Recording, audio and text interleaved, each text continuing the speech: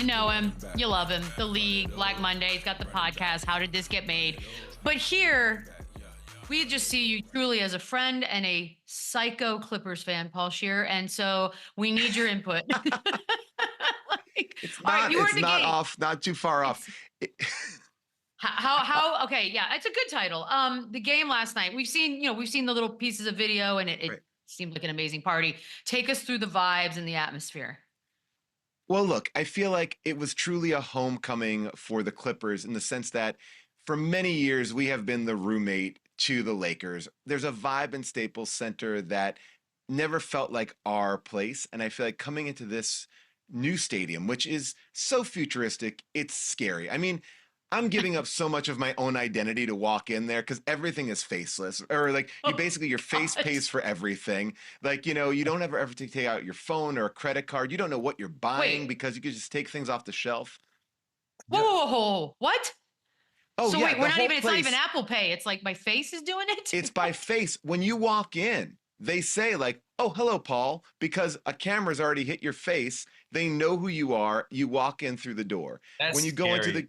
it is nuts. And again, in any other situation, I would have a major problem with it. But here, I was very excited. I was like, this is brilliant.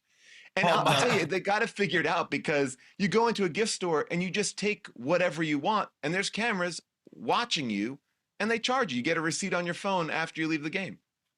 Did you wait? It's amazing. Did you wait in one line for the bathroom? Is that Oh no, yeah. there's so many urinals. I think there's a urinal in every seat. You're not actually. I think the bomber has a guy to go to the bathroom for you. That's how futuristic this place is. No matter what.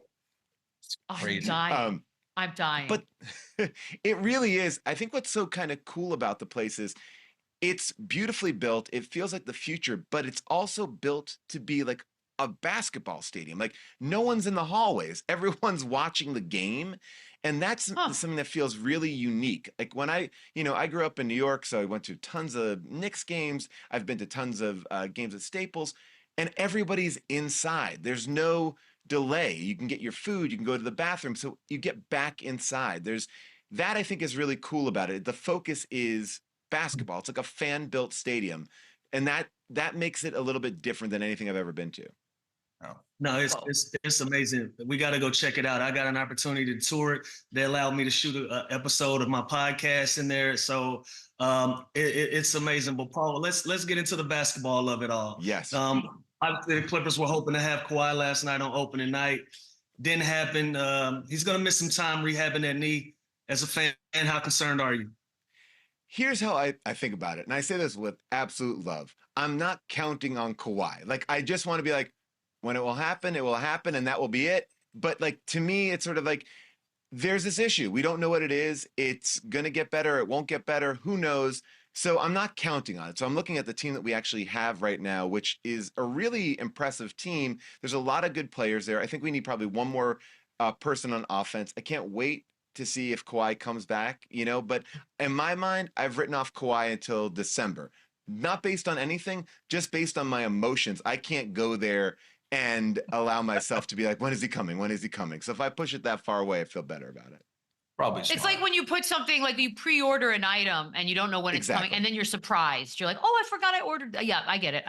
And look, I know a lot of people are talking badly about Kawhi right now, but I will just remind everybody, he played the most games that he has played, I think, since the Spurs last season. He put up amazing numbers. He's dealing with this issue. It's no joke. It's just, that's what's going on, there. And so I feel like he wants to play. When he'll play great.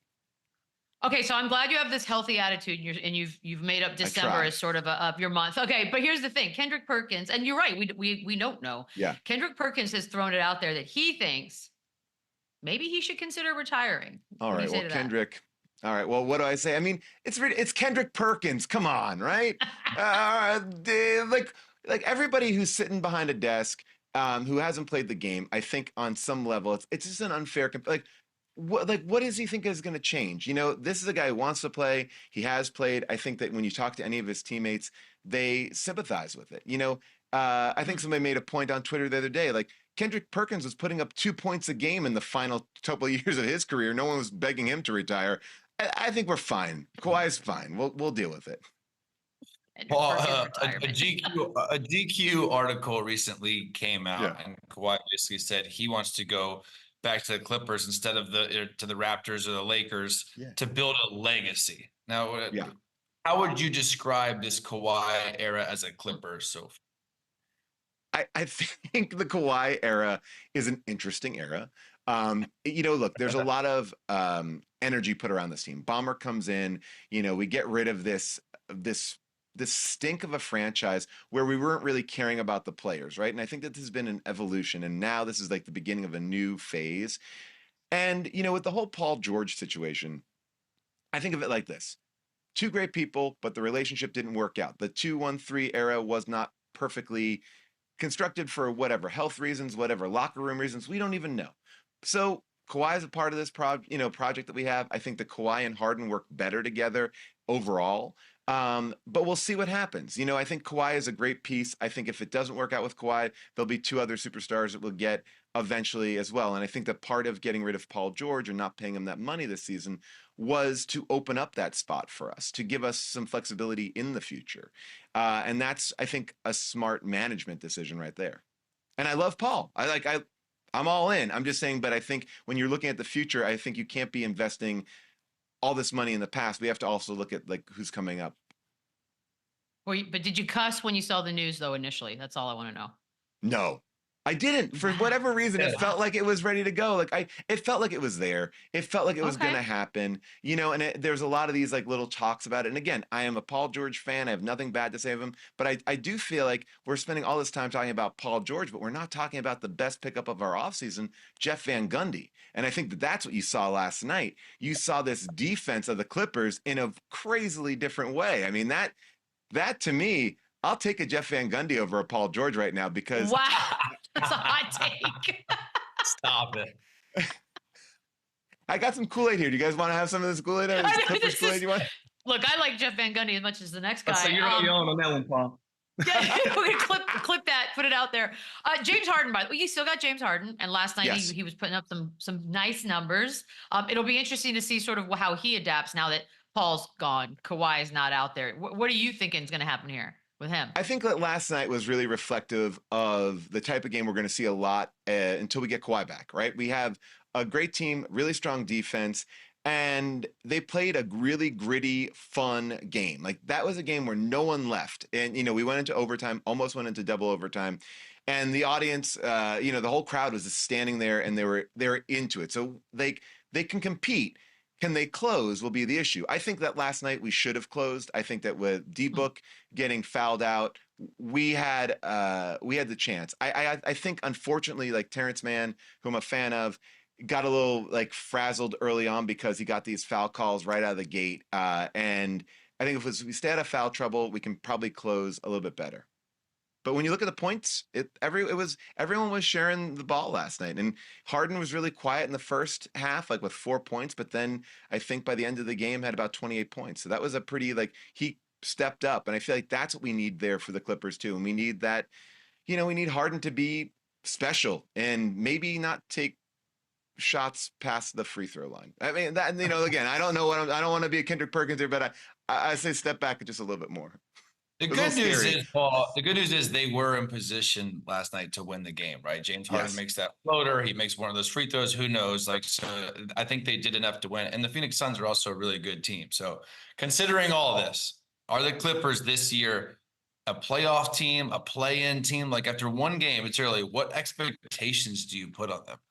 All right. Well, I was this excited to be here because I was thinking about this and I wanted to talk to Lou about this. Lou, you guys had that season, that 2018, 2019 season. And that reminds me of this team right now, which is you have great players that can really play. I think we're going to not come in 13th or whatever people are predicting we're going to come in. I think it's going to be a team that is going to fight. You watch the way that they're playing, and it was fun. And I think the Clippers haven't missed the playoffs. I think they have the longest record in the NBA for not missing a playoff season. So I think we're going to get there. I think it may not be pretty. I don't think it make sense, but we'll see what happens. I think we're going to get maybe another offensive piece, just depending on where Kawhi is. I mean, Kawhi has been out since the last time I was on the show. I think the last time I was on the show in April. he was not out yet, so it was like then that knee blew up and that it's not gone away yet, which is concerning. Well, the difference between that team and this team is the expectation level, right? Like after the Clippers traded Blake away, they kind of figured, we'll just figure it out. And as players, we didn't look at it like that. We were like, yo, we're more than capable. Let's just go out, let's play as we can, and we'll live with the results. And because of that, we earned the respect of, our fan base. I think the difference between then and now is you've put championship caliber expectations on this team with the superstars you have. You went out and got arguably 3 of the top 10 to 15 players in the league, and you put them all on the same basketball team. And then you go to next year and you add a Russell Westbrook to that as well.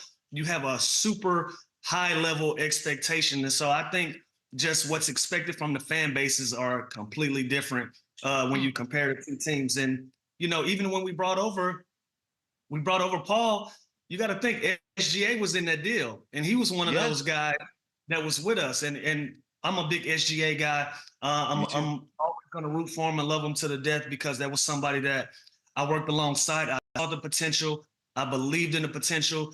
Do you, as a fan, wish that trade never happened and you wish we still had Shea instead? Look, you know more than I do in this, but in my opinion, I feel like we definitely got taken for a ride by OKC. I would have said, and I don't know if you could convince somebody like Kawhi, like, hey, just play half a season with Shea,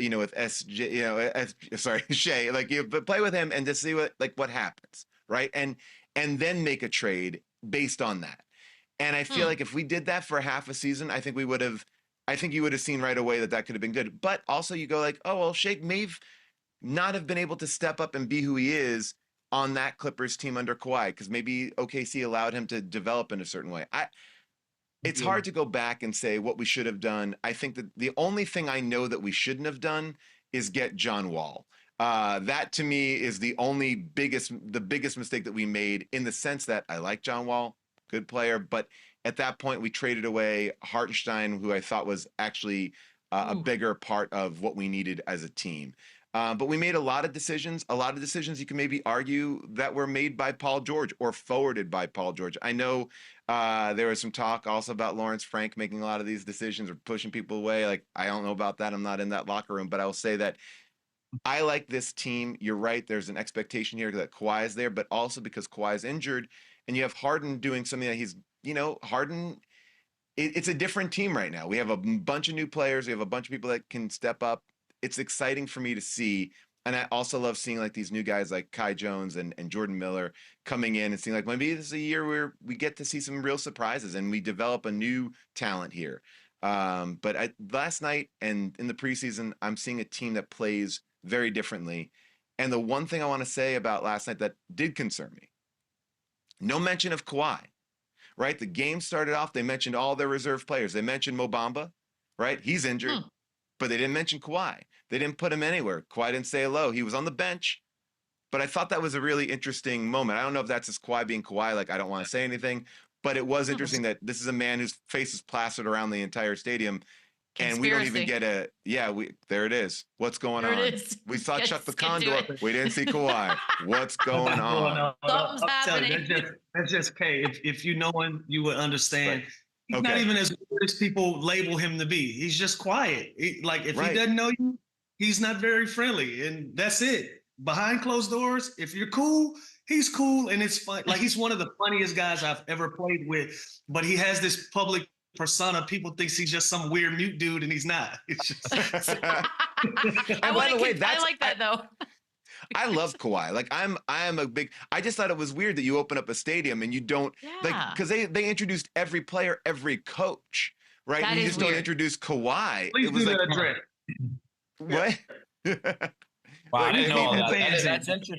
Mike, thanks for coming out. This is exciting. At least do the address. I get it. Yeah. That is just kinda wave weird. or just wave, like, because it's like they introduced every player. Just have a wave and put him on camera for a second. Only because it's opening night. But I also feel like Kawhi is also like, I'm not on court. I don't want to take focus. Like, it wasn't like we introduced PJ Tucker last night either. So it's like, PJ Tucker, Bones, and Kawhi were the only 3 players not mentioned last night. And I don't like that association that he's in that 3. It is interesting, though. I wasn't thinking about that, but that is very, very interesting. That they didn't acknowledge him or introduce him, even though they're hurt or whatever. But and he was very active in every kind of, huddle and stuff. But, so he was there. Yeah. It just was like, I think we wanted to cheer for him, but, who knows? I think we're on to something here. Yeah. I think we are. This is 2 conspiracies in one show. We're doing something today, guys. Yeah. Yeah, before you came on, we're trying to convince people that Jimmy Butler purposely threw the game because he hates Pat Riley last.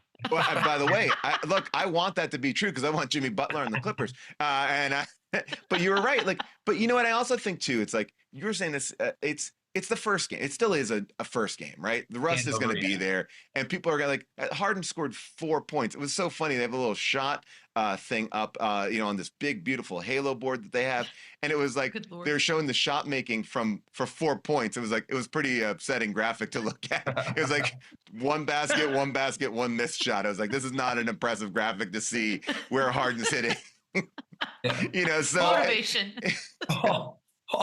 My last question for you, because I'm very curious and I need to know. Yeah. I would love asking diehard sports fans this. All-time top 5. Who are your greatest Clippers of all time? Well, I'm gonna look. I'm not kissing ass by saying it. Lou Will's got to be in that mix, right? So much ass kissing going on right now, yeah, Paul. Come on. And for me, the 2 Clippers that made me so excited to be a fan, and I think brought culture to the Clippers organization after years of it kind of being a joke or whatever. I think Pat Bev also is another guy who was a voice and really worked getting a crowd behind it. Like, it was hard. And Lou, you probably know it more than me, but to get that Staples crowd on your side. And I feel like Pat was a mouth that did that. Like, he got people fired up and spoke a good game. And last night there was no Suns jerseys there, which is great. So that's current. I'm going to say Elton Brand. You can't, Elton Brand is, I think one of those just great players all time. You got to go Bob McAdoo. I know that's like going way, way back, and maybe that's unfair to say, but and then I think you're going to look at, I think the argument is Blake Griffin is, to me, again, another before and after player. And I think that he's, when you talk about, whose jersey you're going to hang, I think that is a guy that you talk about and you go, yeah, that probably is this transformative player that we had that kind of began a new era. So I do think, Blake should get his flowers there. You might be the only person to mention Pat Bev as a great Clipper and not Chris Paul. So I'm not going to mention Chris Paul. No way. I'm going to. I like this. I mean, No, he's a great Spur.